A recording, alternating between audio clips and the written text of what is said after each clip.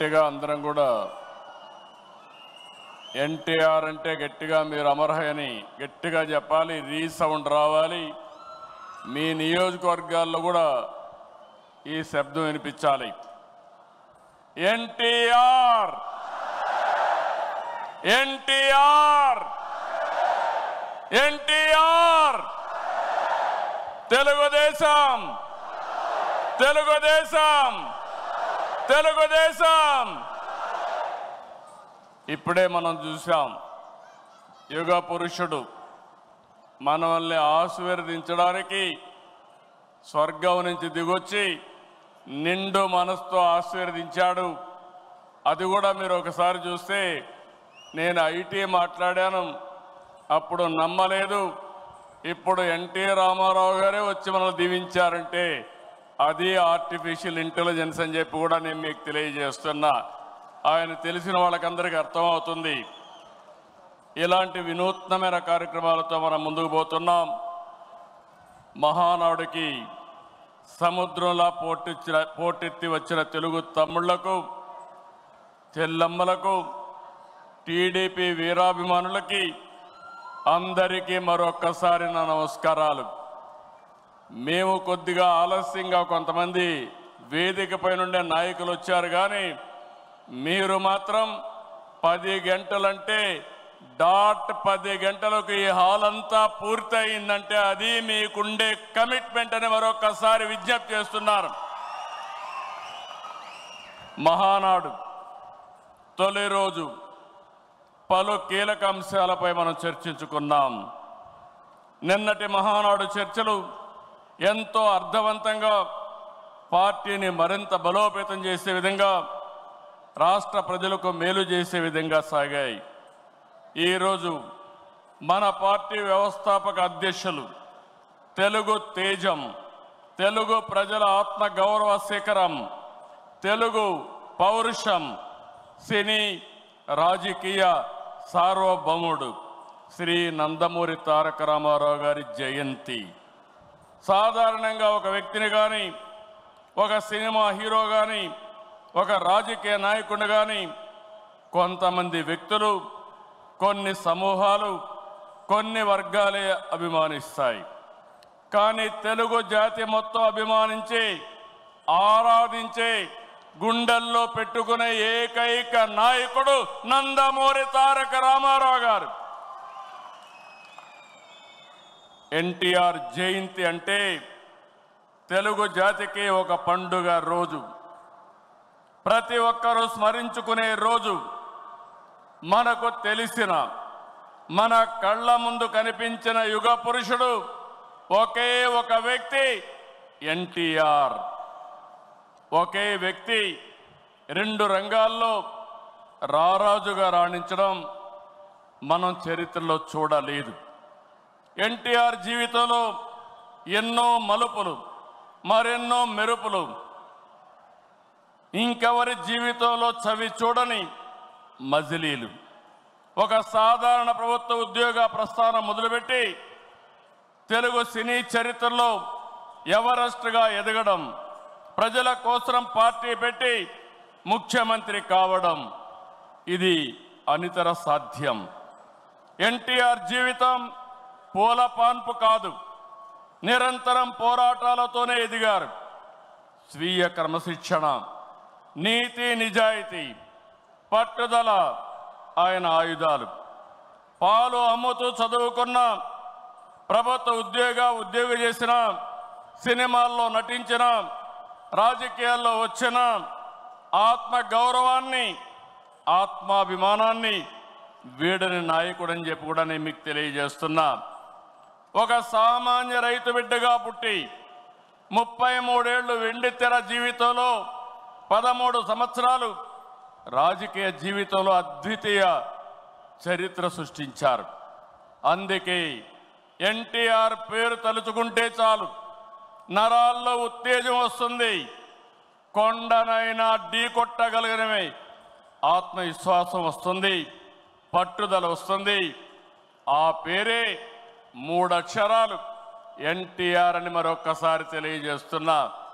ఎప్పుడైనా ఎన్టీఆర్ విగ్రహం ఆయన ఒక్కసారి చూసి ఆయన రూపాన్ని చూసి మీరు ఏ సంకల్పం చేసినా అది సాధించే శక్తి సామర్థ్యం మీకు వస్తుందని మరొక్కసారి విజ్ఞప్తి చేస్తున్నా.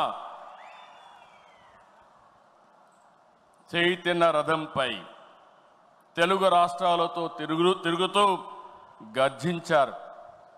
ఆయన ప్రసంగిస్తుంటే ఆకాశమే ఉరిమినట్లుండేది.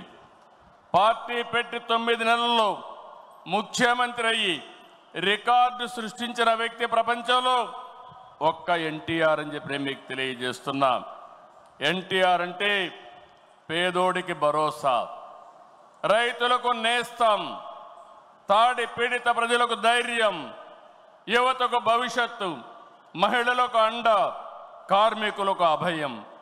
అన్ని వర్గాలు కీర్తించే ఏకైక నాయకుడు ఎన్టీఆర్. తనను వెండితెర విలవేల్పును చేసిన తెలుగు ప్రజల రుణం తీర్చుకోవడానికి ఆయన రాజకీయాల్లోకి వచ్చారు. అందుకే ఎంత కష్టమైనా వెనుకడుగేయలేదు.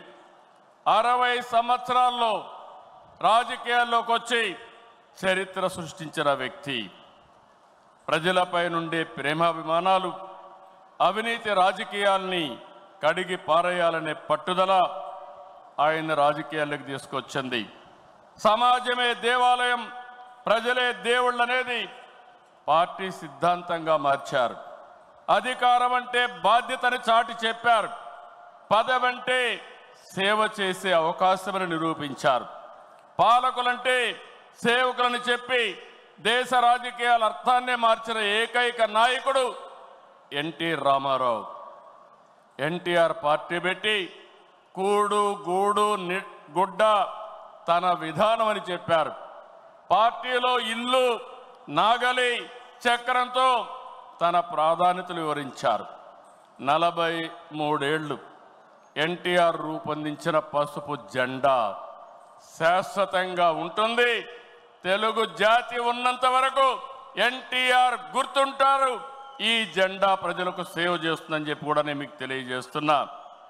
పసుపు జెండా అంటే దేశ రాజకీయాల్లో కొత్త ఒరవడికి నాంది పలికిన జెండా, తెలుగువారి అభివృద్ధి పదాన నడిపించిన జెండా, తెలుగువారి ఆత్మ గౌరవాన్ని చాటి చెప్పిన జెండా, తెలుగు ప్రజల్లో ఆత్మవిశ్వాసాన్ని నింపిన జెండా, ఆడబిడ్డలకు అండగా నిలిచిన జెండా, రైతన్నల కన్నీరు తుడిచిన వెన్నంటే ఉన్న జెండా, విజన్తో తెలుగు జాతికి విజయాన్నిచ్చిన జెండా, తెలుగు ప్రజల నమ్మకం, విశ్వాసం, భవిష్యత్తు, భరోసా తెలుగుదేశం జెండా. ఆ జెండా చూస్తూ ఉంటే ఎక్కడ లేని విశ్వాసం వస్తుంది. ఇది శాశ్వతంగా ప్రజలకు అండగా ఉంటుందని మరొక్కసారి ఎన్టీఆర్ సాక్షిగా మీ అందరికి విజ్ఞప్తి చేస్తున్నాం. సంక్షేమం, అభివృద్ధి, సుపరిపాలనతో కొత్త వరడికి శ్రీకారం చుట్టిన వ్యక్తి ఎన్టీఆర్. పేదవాడికి పట్టెడన్నం పెట్టాలని 2 రూపాయల కేజీ బియ్యం, అందరికీ పక్కా ఇళ్ళు, బడుగులకు జనతా వస్త్రాలు అందించారు. వృద్ధాప్య పింఛను, 50 రూపాయలకే హార్స్ పవర్ విద్యుత్తు, గురుకుల పాఠశాలల ఏర్పాటు, పిల్లలకు మధ్యాహ్న భోజన పథకం, మహిళలకు ఆస్తి హక్కు, సాగునీటి ప్రాజెక్టుల నిర్మాణం, ఉద్యోగ కల్పన, పరిశ్రమల ఏర్పాటు, రోడ్ల నిర్మాణం. ఇలా సంక్షేమాన్ని, అభివృద్ధిని సమతుల్యం చేశారు.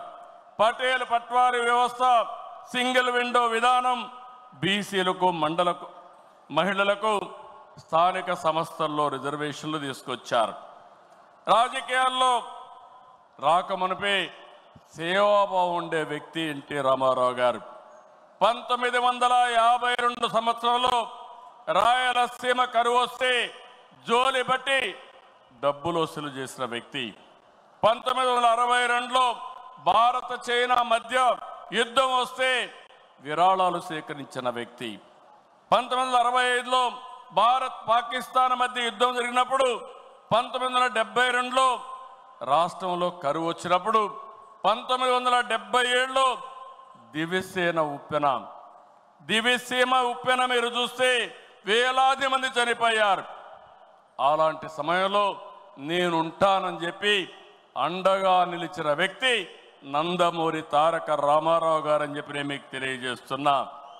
మార్చి 29, 1982 తెలుగుదేశం పార్టీ ఏర్పడిన రోజు. నిన్న మార్చికి 43 సంవత్సరాలు. ఇప్పుడు మిమ్మల్ని చూస్తూ ఉంటే రోజు రోజుకు మీ ఆదరణ పెరుగుతూ ఉంది. 4 దశాబ్దాలైంది. ఎన్నో మైలురాళ్లు దాటాం, ఎన్నో విజయాలు, ఎన్నో అనుభవాలు. ఎన్టీఆర్ ఆశయాలు, సిద్ధాంతాలని ముందుకు తీసుకెళ్తున్నాం. ఆయన స్ఫూర్తితోనే సంక్షేమానికి, సంస్కరణలు, అభివృద్ధికి పెద్దపీట వేస్తున్నాం. 2024 ప్రజలిచ్చిన తీర్పు, విధ్వంసం నుంచి అభివృద్ధి వైపు ముందుకు పోతున్నాం. పేదరికం లేని సమాజం కోసం మన నాయకుడు తప్పించారు. ఆయన ఆశయం కోసం నేను ఒకటే ఆలోచించాను, శాశ్వతంగా జీరో పావర్టీ. అంతేకాదు, శాశ్వతంగా పేదరికం లేకుండా చేయడమే కాకుండా ఆర్థిక అసమానతలు తగ్గించి ప్రతి ఒక్కరి జీవితంలో జీవన ప్రమాణాలు పెంచాలనేది తెలుగుదేశం పార్టీ సంకల్పం అని చెప్పి కూడా నేను మీకు తెలియజేస్తున్నా. అందుకే నిన్నే మనం చూసాం, ఈరోజు కూడా మనం కంటిన్యూ చేస్తున్నాం. నా తెలుగు కుటుంబం 6 శాసనాలు, ఈ 2 కూడా ఒక గేమ్ చేంజర్గా తయారవుతాయి. నేను ఏమాత్రం అనుమానం లేదు, మీలో స్ఫూర్తి చూస్తున్నా. ఎన్టీ రామారావు గారి ఆశీస్సులు ఉన్నాయి. మనం అందరం కష్టపడదాం. 2047కి ప్రపంచంలోనే ఒక అగ్రజాతిగా తెలుగు జాతి తయారవుతుంది. ఇది ఒక సంకల్పం. ఆ సంకల్పాన్ని ఈ కడప మహానాడులో ఎన్టీఆర్ సాక్షిగా మనం అందరం కూడా సంకల్పించి ముందుకు పోవాలని మరొక్కసారి కోరుకుంటూ, అందరం కూడా ఎన్టీ రామారావు గారిని ఒక్కసారి తలుచుకొని ఆయన ఆశీస్సులు మనందరిపైన ఎప్పుడూ ఉండాలని మనం అందరం కోరుకుంటూ, ఈరోజు ఆయనకు ఘనమైన నివాళులు కాకుండా గర్వపడే విధంగా ఎన్టీఆర్ మా నాయకుడు, ఎన్టీఆర్ తెలుగు బిడ్డని గర్వంగా చాటి చెప్పుకుంటామని మరొక్కసారి మీ అందరికీ విజ్ఞప్తి చేస్తూ అందరికీ నమస్కారాలు. Thank you.